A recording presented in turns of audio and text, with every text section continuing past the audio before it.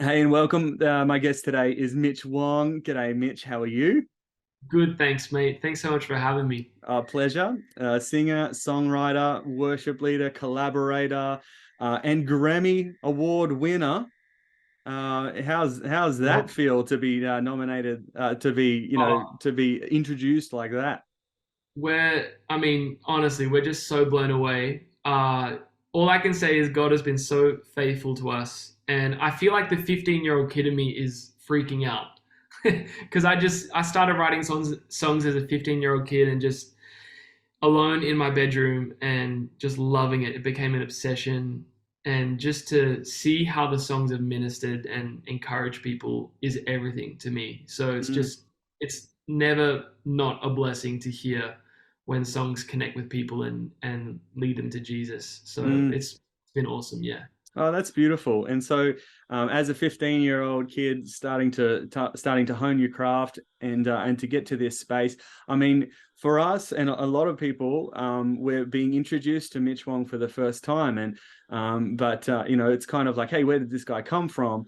He's burst onto the scene in a lot of ways, but you and I both know that no one just bursts onto the scene. It's been a long journey of hard work for yourself. Tell us a Yeah. little bit about your journey and your backstory. Yeah. So as I said, I started writing at 15 because my youth leader at the time started writing and I just wanted to copy him and just try it out. And I just loved it.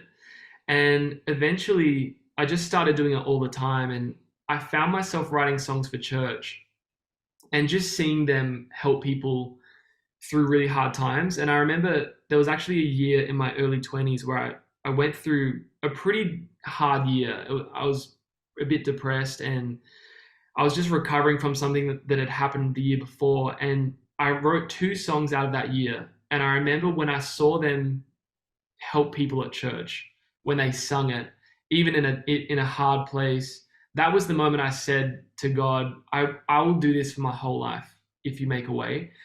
And I was actually in uni at the time. I was doing an undergrad for creative writing and German, of all things.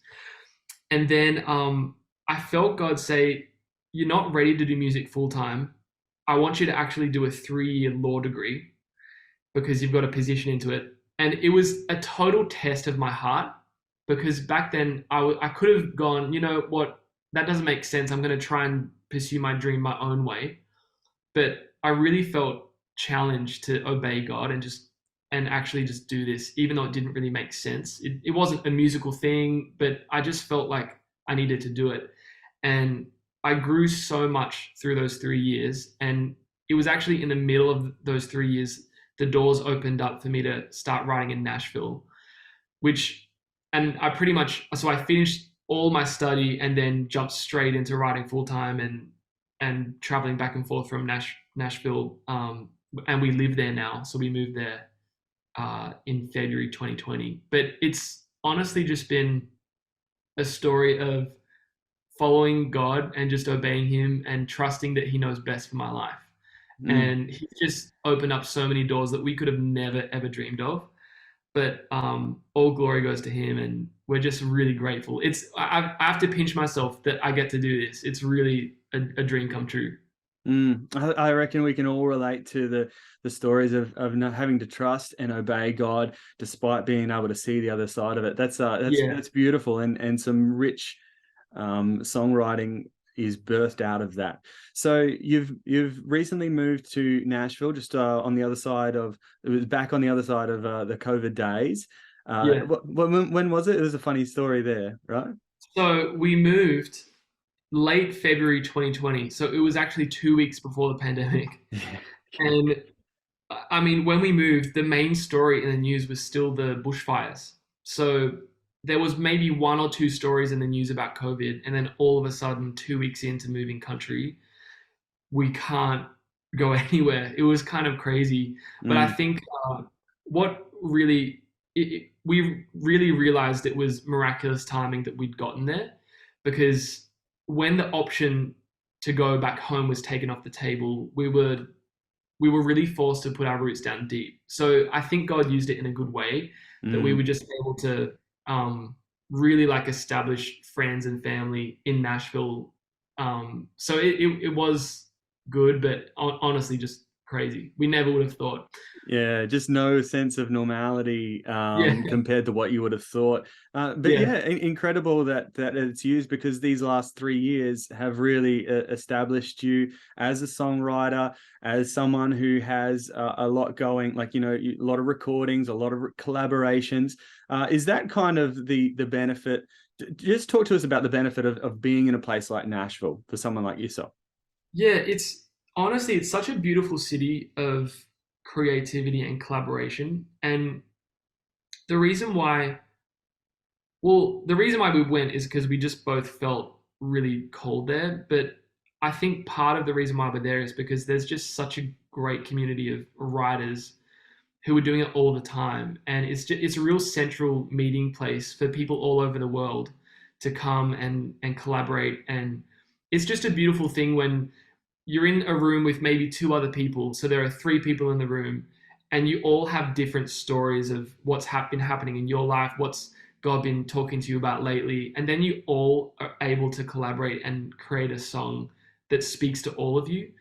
And I just love it. It's just a really awesome space for that. And I think yeah, it's a blessing to be there. We love it.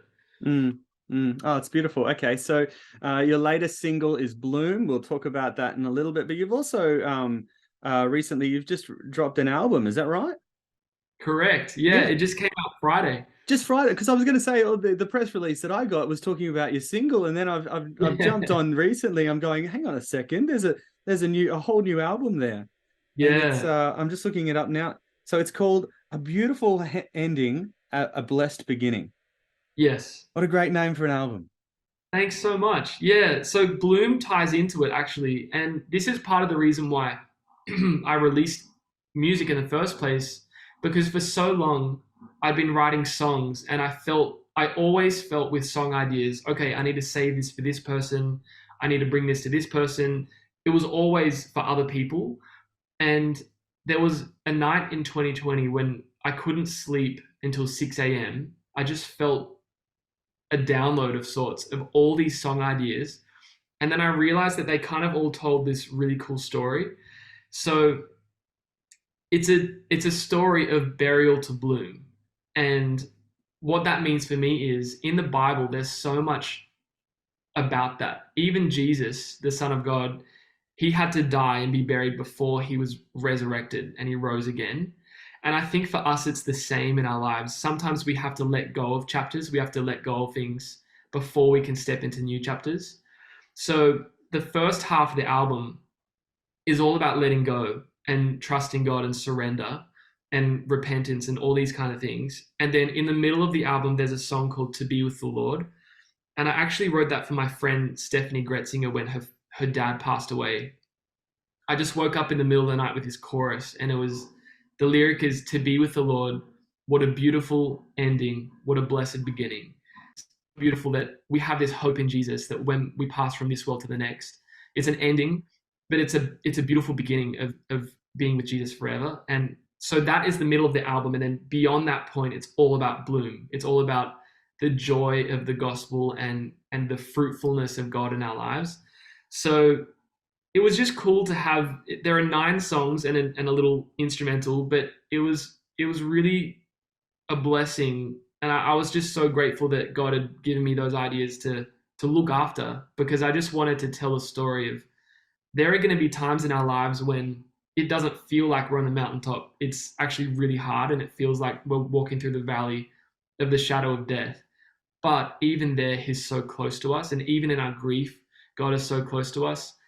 And also, there are times where it's just blooming, like we feel like we're so alive. And I just think it's a beautiful hope that we have that will sustain us through every season of our lives. Oh, that's beautiful. Well, because it just came out over the weekend, and I've only just discovered it, I've got some listening to do. But I Yeah, have been enjoying your track Bloom. It's a beautiful song, mate, and it's got thanks. such a great. I was going to say fresh, but it really is an inspiring sound. It's more than just a fresh sound. It's got something it's got some grit to it. And yeah, and I've got, like I said, I've got some listening to do. What's your favorite track on the album? Oh, mate, I think if you've ever honestly, if you've ever lost someone, I would listen to Be With the Lord, because I just felt like I felt so grateful for that song, because it's all about how in heaven, when we're there, we're going to sing holy, holy, holy is the Lord God Almighty. But we sing that on earth as well. So there was like just this, it was just the thought of there's a beautiful connection point on either side where our family is singing the same song as we're singing. And it's just a matter of time before we'll be together. So yeah, I think that one is my favorite of the album. Ah, wow. Yeah. Okay. What a great tease.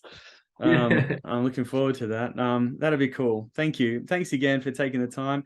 And yeah, I'm wishing you all the best, man, from here, cheering you on. Thanks so much. Really good to meet you too. Yeah, likewise. Likewise. Right. All right, my friend. I'll catch you later. Feels like eternity, but I'll find you seated at the table. Save a space